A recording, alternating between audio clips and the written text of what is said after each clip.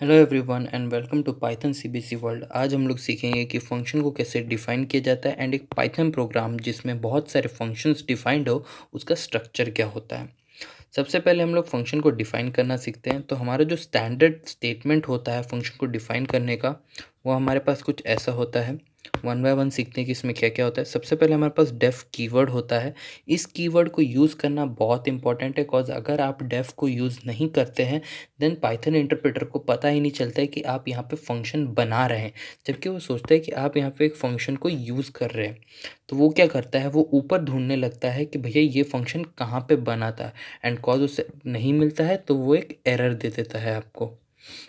अब आते हैं उसके बाद फंक्शन नेम। हम लोग फंक्शन का नाम लिखते हैं जिस नाम से हम लोग उसको पूरे प्रोग्राम में आगे कॉल करने वाले हैं। उसके बाद आते हैं हमारे पैरामीटर्स, बेसिकली वो सारे वेरिएबल्स जिनके बेसिस पे आगे के सारे स्टेटमेंट्स के कंप्यूटेशन लिखे गए हैं।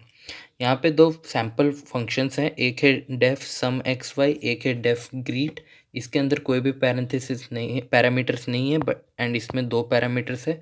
वन बाय वन इन दोनों को समझते हैं इनकी डेफिनेशंस की हेल्प में। तो सबसे पहले हमारा आता है हमारा फंक्शन का हेडर। फंक्शन का हेडर क्या होता है, डेफिनेशन पढ़ते हैं।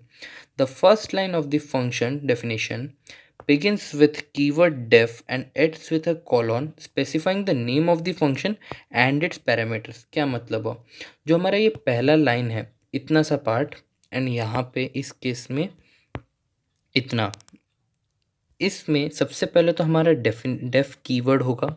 ये कीवर्ड हमेशा यूज़ करना है जब भी आप एक फंक्शन बना रहे होते हो। इस कीवर्ड को यूज़ करना कंपलसरी है। अगर आपने ये कीवर्ड यूज़ नहीं किया देन पाइथन को पता ही नहीं चलेगा कि आप की फंक्शन बना रहे हो।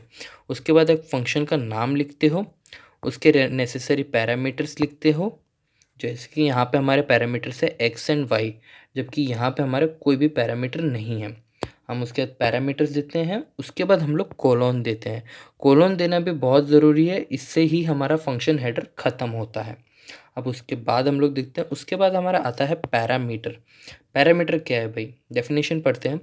The variables that are listed within the parenthesis of the function header whose value is used in all the computation work in the body of the function are known as parameters। मतलब क्या, basically ये वो variables हैं जो define यहाँ पे होते हैं, बट इनका काम सारा यहाँ पे बॉडी में होता है। जैसे कि यहाँ पे ही देख लीजिए, यहाँ पे हमारा एक्स एंड वाई ऊपर डिफाइंड है। कंप्यूटेशन क्या हो रहा है, एक एस नाम का एक वेरिएबल बन रहा है जो एक्स एंड वाई के सम को स्टोर कर रहा है अपने अंदर, एंड देन रिटर्न एस वाला जो कमांड है हमारा, वो एस की वैल्यू को फंक्शन के बाहर पुश कर रहा है। तो इसीलिए इन इन वैल्यूज़ को हम लोग पैरामीटर्स कहते हैं। सेकेंड आ गया हमारा बॉडी ऑफ द फंक्शन। अब ये क्या चीज़ है, डेफिनेशन वाइज देखते हैं। द ब्लॉक ऑफ स्टेटमेंट्स और आइडेंटेड स्टेटमेंट्स, इस चीज़ को याद रखना, इसको इसके बाद समझाता हूँ। द ब्लॉक ऑफ स्टेटमेंट्स और indented statements beneath the function header that defines the function performed by the function is called the body of the function. मतलब हेडर के बीनीथ, बीनीथ का मतलब क्या हुआ, नीचे। हेडर के नीचे जो ब्लॉक ऑफ इंडेंटेड स्टेटमेंट्स है। अब इंडेंटेशन क्या है यहाँ पे समझते हैं हम लोग। The blank space in the beginning of this statement within a block is known as indentation. जैसे कि ये हमारा सम एक्स वाई है, यहाँ पे ये जो ब्लैंक स्पेस दिया गया है इसे हम लोग इंडेंटेशन कहते हैं। भाई इससे का क्या मतलब है, जैसे कि आप जब अपनी टीम बनाते हैं, आप अपनी टीम कैसे बनाते हैं, आप अपनी टीम ऐसे बनाते हैं ना, आप अपना टीम का नाम लिखते हैं। जैसे सपोज मैंने लिखा है यहाँ पे, मैं जैसे सपोज क्रिकेट का एग्जांपल लेता हूँ। मैंने यहाँ पे लिखा, यहाँ पे मैंने लिखा इंडिया, एंड उसमें क्या क्या प्लेयर्स हैं हमारे, उसमें यहाँ पे है हमारे पास विराट कोहली है, उसके बाद धोनी है, उसके बाद हमारे पास रोहित शर्मा है। हम लोग ऐसे इसके आगे लिखते हैं ना कुछ स्पेस दे के। हम लोग ऐसे तो कभी नहीं लिखते कि भैया इन सबको हटाओ। हम लोग यहाँ पे इंडिया के बाद यहीं पे लिख देंगे विराट कोहली, यहीं पे लिख देंगे एम एस धोनी। इसका मतलब क्या हुआ, इंडिया एक टीम हो गया, विराट कोहली भी एक टीम हो गया, एम एस धोनी भी टीम हो गया। सो बेसिकली इंटेंटेशन से हमारा फ़ायदा ये होता है कि हमें पता चलता है,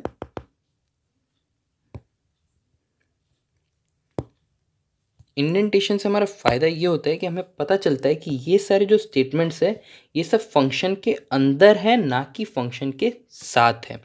तो ये हो गया हमारा इंडेंटेशन। अब ज़रा हम लोग फंक्शन हेडर के अंदर जो छोटे छोटे पार्ट्स हैं उनको वन बाय वन समझते हैं। सबसे पहला आता है हमारा पैरामीटर्स। भाई देखिए यहाँ पे जैसे कि कुछ भी पैरामीटर्स नहीं है, लेकिन यहाँ पे दो पैरामीटर्स है। हमेशा याद रखना जो पैरामीटर्स है वो हमारे पैरेंथेसिस के अंदर आते हैं, एंड ये वो वेरिएबल्स है जिनसे फंक्शन के अंदर के सारे कंप्यूटेशन के काम होने वाले हैं। जैसे कि इस फंक्शन में हमारा कोई कंप्यूटेशन का काम ही नहीं है, इसमें बस ये एक चीज़ को, एक स्ट्रिंग को जो कि पहले से ही डिफाइंड है उसे बस ये प्रिंट करेगा, तो इसमें पैरामीटर्स की हमें कोई ज़रूरत नहीं है। जबकि यहाँ पे क्या है, ये दो नंबर्स को लेगा एंड उसका सम हमें बाहर पुश करके दे रहा है, तो यहाँ पे भैया पैरामीटर्स की ज़रूरत है। तो ये हो गए हमारे पैरामीटर्स। उसके बाद आता है हमारा फंक्शन का नेम। डेफ कीवर्ड के बाद आप जो भी नेम लिखते हो पैरेंथेसिस से पहले, वो उस फंक्शन का नाम हो जाता है। एंड पूरे प्रोग्राम के थ्रू आउट अब जहाँ कहीं पे भी इस फंक्शन को आपको यूज़ करना होगा, आप इसी नेम से उसे बुलाने वाले हो। तो ये हो गया हमारे फंक्शन का नेम।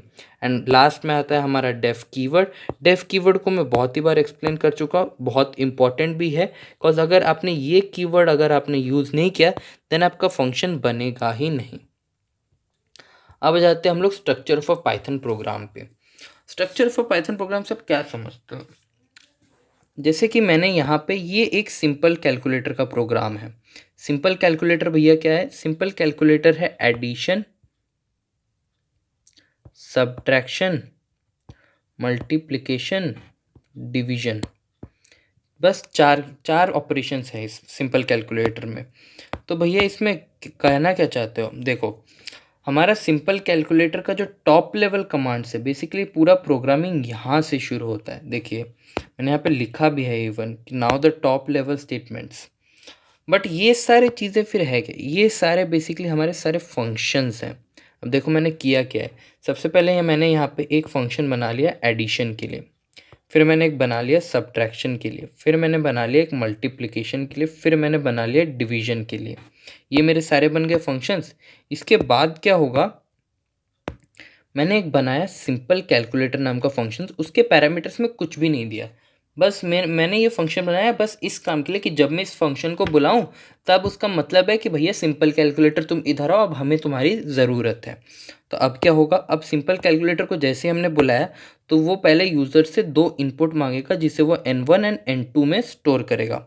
उसके बाद क्या होगा, वो एक एक्शन नाम का एक और डेटा मांगेगा जिसमें पूछेगा भैया एडिशन करना है या सब्ट्रैक्शन करना है या मल्टीप्लिकेशन करना है या डिवाइड करना है। जस्ट सपोज यूज़र ने हमें सब्ट्रैक्ट दिया तो होगा क्या, या वो इस वाले स्टेटमेंट में हमें प्रिंट जाएगा कि elif action is equals to subtract. होगा क्या उसके हिसाब से, ये जो यहाँ पे स्टेटमेंट है हमारा प्रिंट सब्ट्रैक्ट n1 n2, यहाँ पे क्या हुआ, मैंने जैसे कि देखिए सब्ट्रैक्ट खाली लिखा है, मतलब हुआ क्या, यहाँ पे मैंने फंक्शन को कॉल किया। होगा क्या, ये यहाँ से डायरेक्ट इधर जाएगा कि सब्ट्रैक्ट फंक्शन भैया तुम आ जाओ, तुम्हारी ज़रूरत हो गई, अब तुम्हें काम करना है। ये इन सब को स्किप कर देगा, वो सिर्फ और सिर्फ इस फंक्शन को कॉल करेगा एंड उसके हिसाब से फिर आगे काम चलेगा। अब आ जाते हैं हमारे टॉप लेवल स्टेटमेंट्स और उनके ऊपर।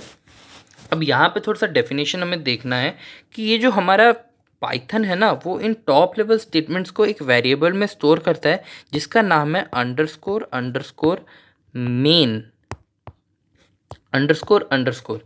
इस वेरिएबल में उस टॉप लेवल स्टेटमेंट्स को सेव करता है।